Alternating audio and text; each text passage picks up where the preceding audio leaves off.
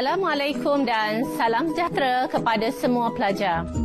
Untuk pembelajaran pada hari ini, kita akan mengkaji sebuah cerpen Gerhana Manusia dari buku antologi tingkatan 5 Sejadah Rindu.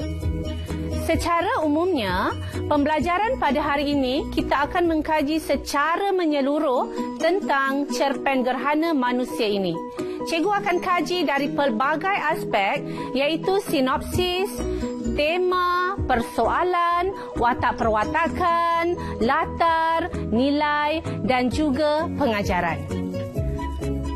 Tanpa membuang masa, cikgu akan memulakan pembelajaran pada hari ini dengan sinopsis terlebih dahulu. Jadi, cikgu harap semua pelajar telah pun bersedia dengan buku dan juga pen masing-masing. Sila beri perhatian kepada sinopsis yang akan cikgu ceritakan nanti. Ingati, fahami dan ingat setiap plot cerita dan watak yang terlibat. Kerana pemahaman yang mendalam terhadap sesebuah cerpen akan membantu para pelajar menjawab soalan yang berkaitan dengan lancar. Cerpen Gerhana Manusia ini menceritakan tentang keadaan di unit rawatan rapi sebuah hospital.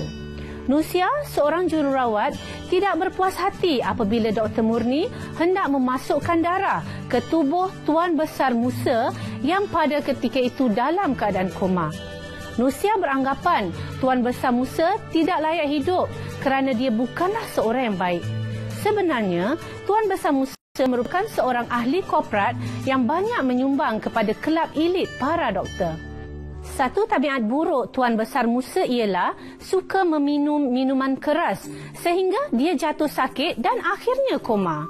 Nusia sebagai seorang jururawat yang bertanggungjawab telah menjaga Tuan Besar Musa dengan penuh dedikasi, termasuklah menyedut cairan yang keluar dari rongga mulut beliau.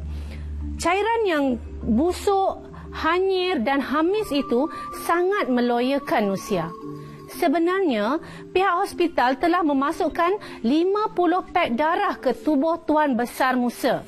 Tetapi ternyata tubuhnya sudah tidak dapat lagi menerima darah tersebut. Namun, Profesor Dr. Juwaidi yang mempunyai kepentingan sendiri tetap berkeras mahukan Tuan Besar Musa diselamatkan. Bagi Profesor Dr. Juwaidi, nyawa Tuan Besar Musa sangat penting kepada kelab elit para doktor kerana sumbangan yang dia berikan kepada kelab tersebut bukan dalam nilai yang sedikit, malah mencecah sehingga ratusan ribu ringgit. Namun, bagi Nusia pula, dia merasakan ramai lagi pesakit lain yang memerlukan darah, seperti Soleha yang tenat akibat pundi janinnya pecah di owari, seorang Al-Hafiz yang patah tulang selangkanya, seorang bayi yang dibuang dan mengalami kekurangan darah, seorang gadis malang yang hampir menemui ajal dan seorang mahasiswa yang menghidapi penyakit leukemia. Konflik mulai timbul apabila Profesor Dr. Juwaidi mengarahkan Dr. Murni mengambil 10 lagi pek darah untuk dimasukkan ke tubuh Tuan Besar Musa. Sedangkan pada waktu itu, bank darah sedang mengalami kekurangan stok darah. Profesor Dr. Juwaidi tetap berkeras mahukan juga darah itu dan meminta Nusia memberikan Jilafandin sahaja kepada pesakit-pesakit lain. Hal ini membuatkan Nusia berasa sangat kesal dengan sikap Dr. Juwaidi.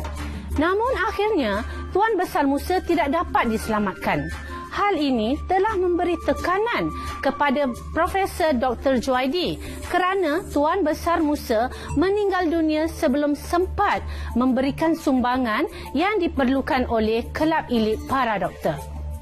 Dr. Murni akhirnya mengambil keputusan meletak jawatan kerana beliau ingin menjadi seorang doktor yang tinggi nilai kemanusiaannya, bukan bertindak atas kepentingan diri sendiri.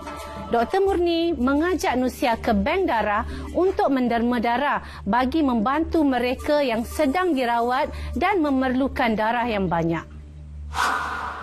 Baiklah para pelajar, setelah kita memahami keseluruhan Gerhana Manusia tadi, Jadi kita akan melihat apakah tema cerpen tersebut. Cerpen Gerhana Manusia ini bertemakan tentang konflik dalam etika kerja. Konflik timbul apabila Nusia mempertikaikan arahan yang diberikan oleh Profesor Dr. Juwaidi untuk memasukkan darah ke tubuh Tuan Besar Musa. Sedangkan pada masa yang sama, masih ramai pesakit lain yang memerlukan darah. Sekarang kita akan mengkaji pula persoalan yang terdapat di dalam cerpen Gerhana Manusia ini. Persoalan yang pertama ialah bertanggungjawab dalam melaksanakan tugas.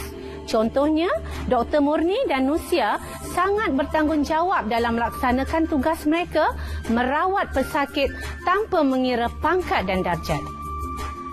Seterusnya, persoalan yang kedua ialah keprihatinan terhadap nasib yang menimpa orang lain.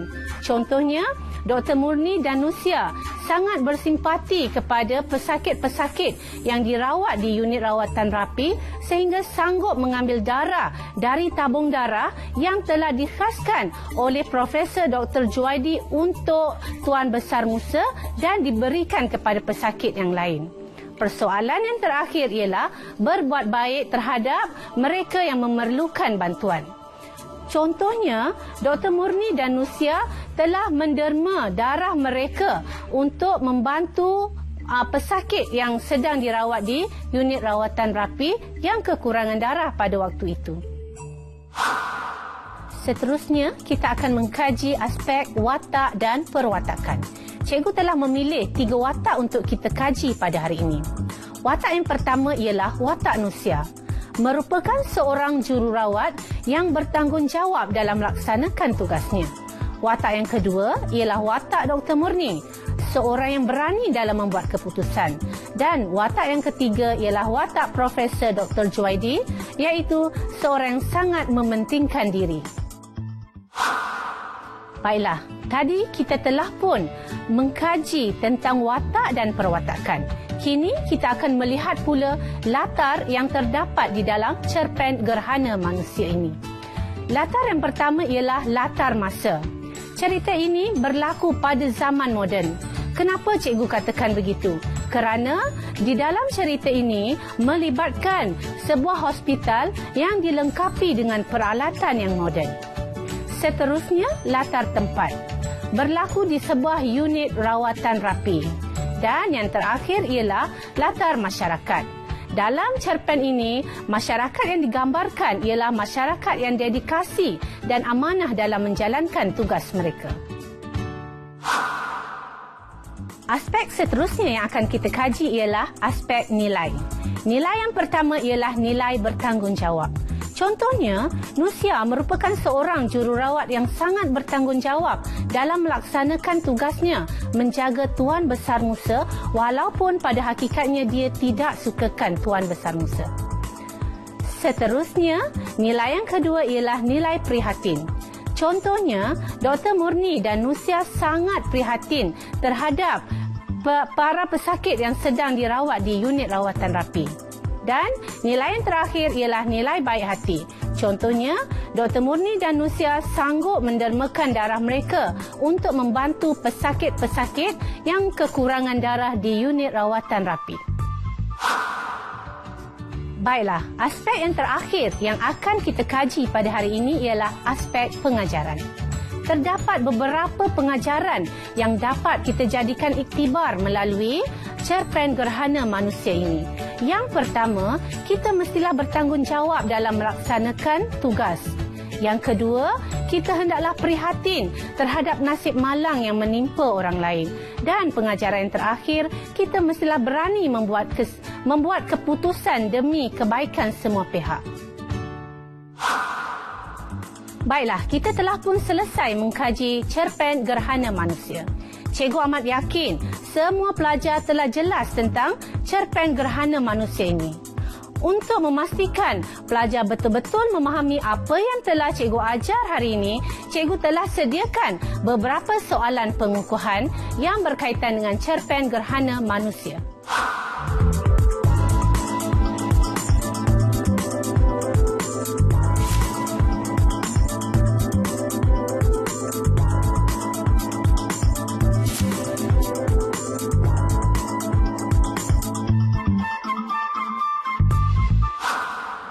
Cikgu harap semua pelajar dapat menjawab dengan tepat soalan yang telah cikgu kemukakan. Baiklah pelajar, kita telah pun sampai ke hujung kelas pada hari ini.